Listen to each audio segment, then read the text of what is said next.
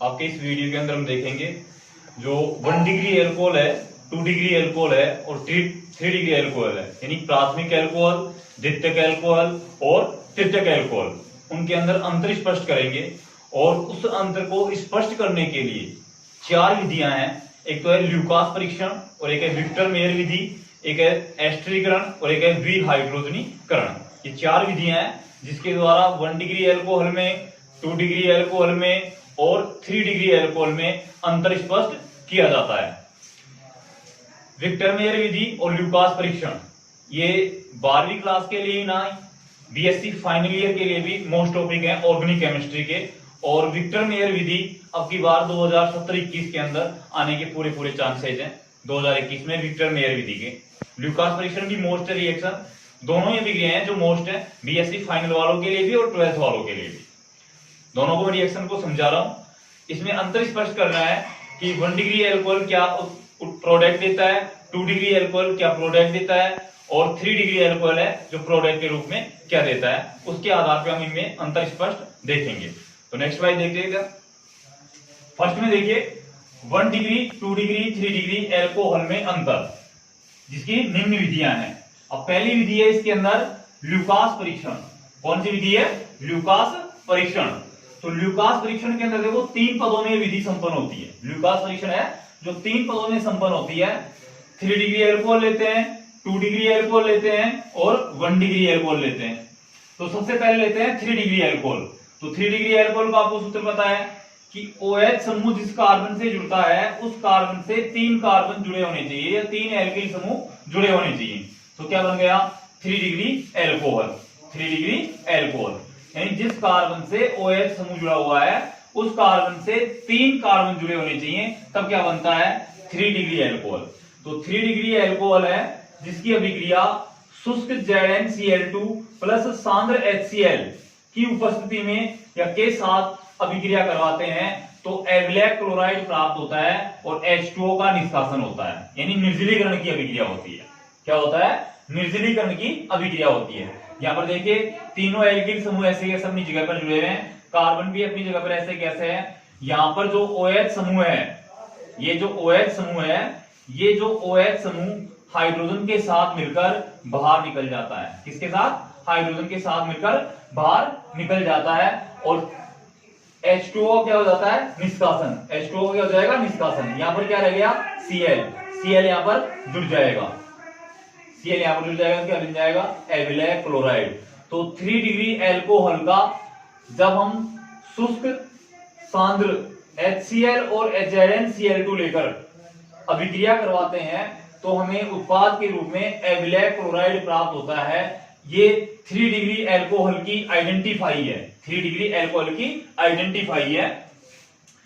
पद सेकंड में देखिए 2 डिग्री एल्कोहल लेते हैं। क्या लेते हैं? 2 डिग्री एल्कोहल। और 2 डिग्री एल्कोहल जो है इसकी अभिक्रिया शुष्क ZnCl2 सांद्र HCl 5 मिनट का समय लगेगा इस रिएक्शन के अंदर। ये भी दे सकता है आपके अंदर। पद सेकंड जब 2 डिग्री एल्कोहल लेते हैं तो कितने मिनट का समय लगता है? 5 मिनट का समय लगता है। अभिक्रिया करवाएंगे, वही OH बंध है जो टूटकर किसके साथ चला जाएगा? इस हाइड्रोजन के साथ चला जाएगा। और ये जो Cl आपको दिखाई दे रही है, ये Cl यहां पर आकर जुड़ जाएगी तो किसका निर्माण हो जाएगा? एविलैक क्लोराइड का। एविलैक क्लोराइड का और H2O क्या हो जाएगा? निष्कासन हो जाएगा। ये 2 डिग्री एल्कोहल की पहचान हो गई, आइडेंटिफाई हो गई। अब लेते हैं 1 डिग्री एल्कोहल। तो 1 डिग्री एल्कोहल में एक ही कार्बन जुड़ा रहेगा जिस OH से कार्बन जुड़ा हुआ है, तो ये 1 डिग्री एल्कोहल होगी।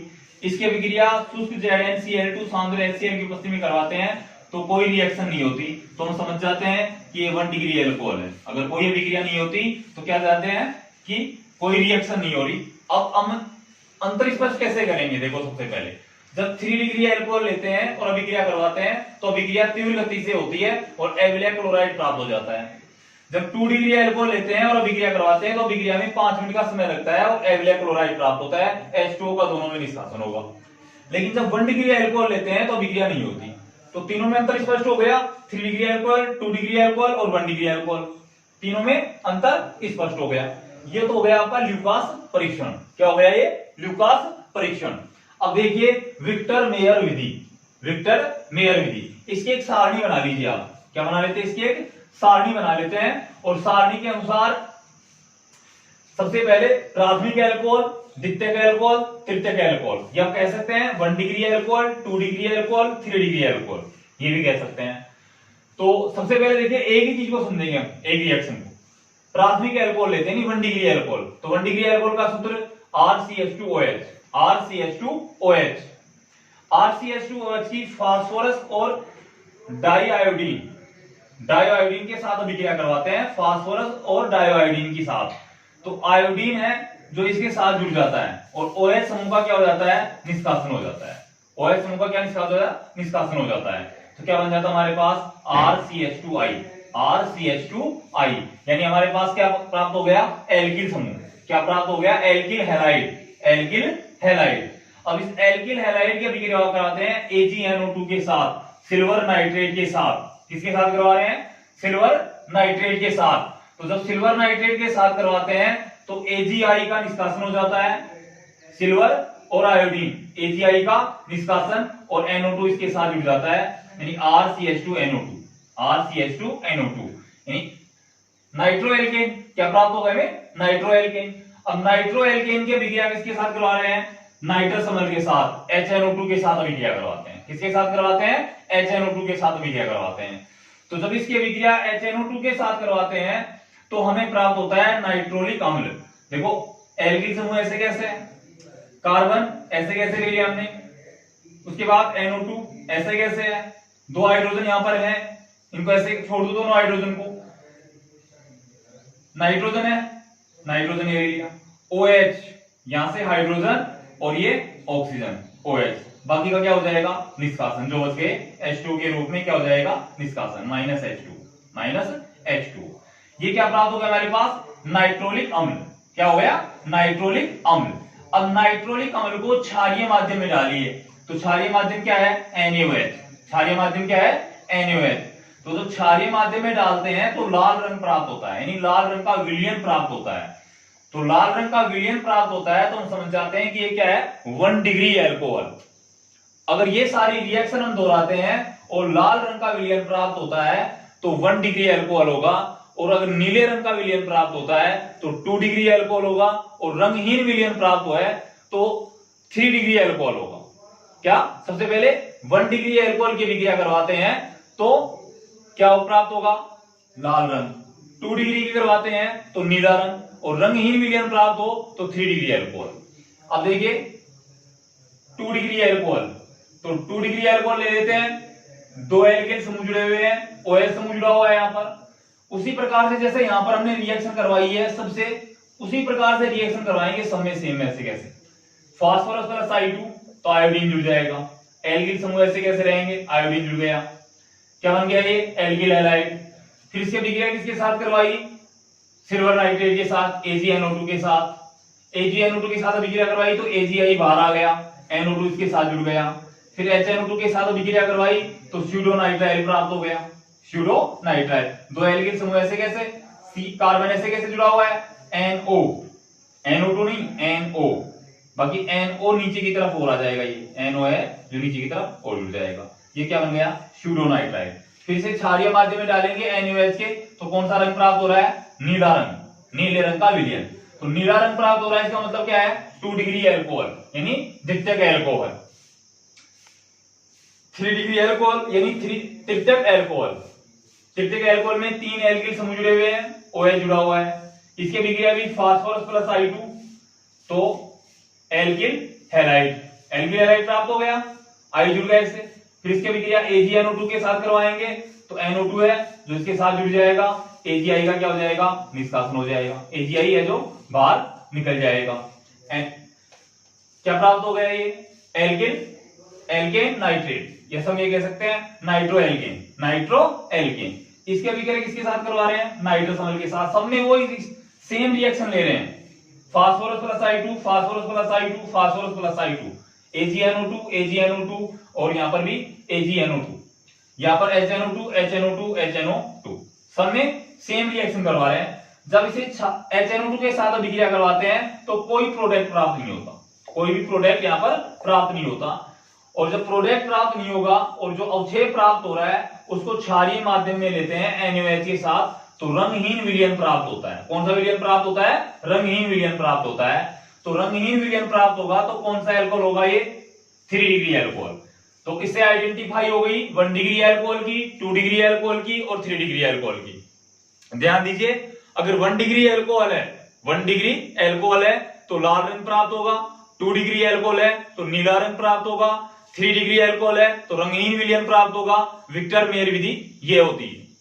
ल्यूकास परीक्षण के अंदर 3 पद होते हैं जिसमें 3 डिग्री एल्कोहल की अभिक्रिया करवाते हैं तो एविलिया क्लोराइड प्राप्त होता है, 2 डिग्री एल्कोहल की अभिक्रिया करवाते हैं तो एविलिया क्लोराइड प्राप्त होता है, लेकिन 5 मिनट का समय लगता है। 5 मिनट का समय लगता है। 1 डिग्री एल्कोहल की अभिक्रिया करवाते हैं तो अभिक्रिया नहीं होती है। तो ये तीनों की आइडेंटिफाई इससे हो जाती है। तीसरी विधि है एस्टरीकरण। तीसरी विधि है एस्टरीकरण। तो एस्टरीकरण हमने पहले पढ़ लिया था। एस्टरीकरण इस चैप्टर के अंदर हमने पहले पढ़ लिया था, इससे पहले वाले वीडियो के अंदर देख लेना आप।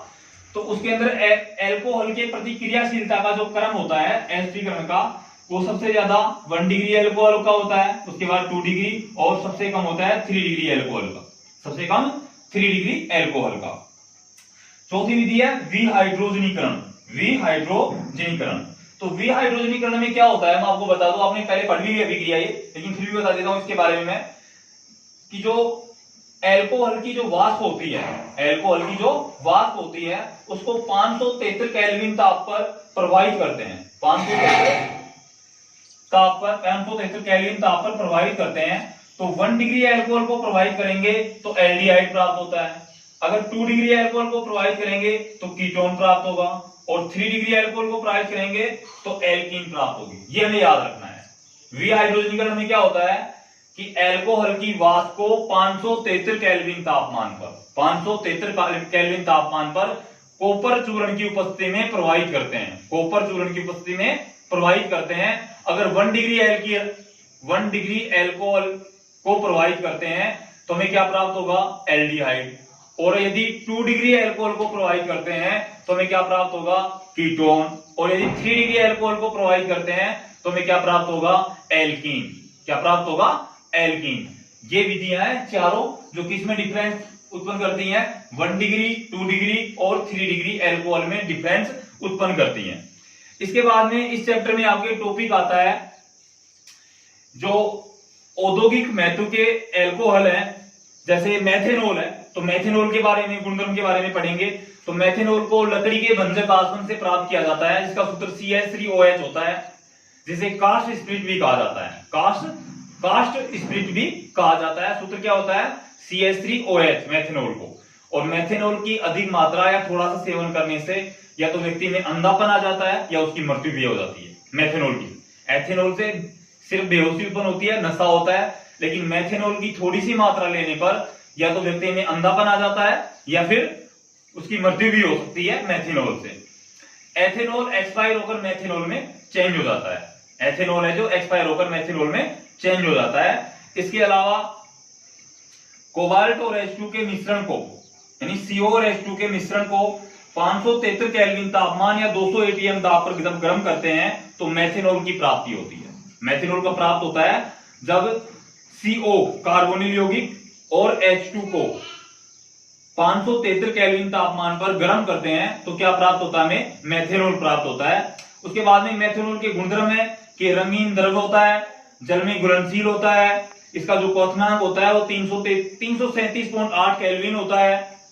ये सारे इसके बारे में दे रखे हैं। फिर इसके उपयोग हैं कि उपयोग इसमें किस प्रकार से किए जाते हैं। फिर एथेनॉल के बारे में दे रखा है जो आपके पीडीएफ में समझ में आ जाएगा। मैंने आपकी पीडीएफ डाल दिया है तो पीडीएफ में आपकी समझ में आ जाएगा। और इसके बाद में जो टॉपिक चलेगा आपके वो चलेगा फिनोल का। एल्कोहल वाला चैप्टर आपके यहाँ तक समाप्त हो गया है। इस चैप्टर के 3 पार्ट हैं, एक तो है एल्कोहल, दूसरा है फिनोल और तीसरा है ईथर। तो एल्कोहल यहाँ पर आपके समाप्त हो जाता है। इसके बाद फिनोल के बारे में पढ़ेंगे और उसके बाद ईथर के बारे में पढ़ेंगे और उसके बाद चैप्टर कंप्लीट हो जाएगा। तो एल्कोहल आपके आज एंड हो गया है। इसके बाद में नेक्स्ट जो वीडियो आएगा आपके वो फिनोल के बारे में आएगा, फिनोल के निर्माण की विधियों के बारे में कि फिनोल का निर्माण कैसे होता है। बेसिकली फिनोल की परिभाषा क्या होती है? अगर किसी बेंजीन वलय से OH समूह जुड़ जाता है तो उसे हम क्या कहते हैं? फिनोल कहेंगे। उसके बाद पढ़ेंगे हम फिनोल बनाने की विधियां। ओके।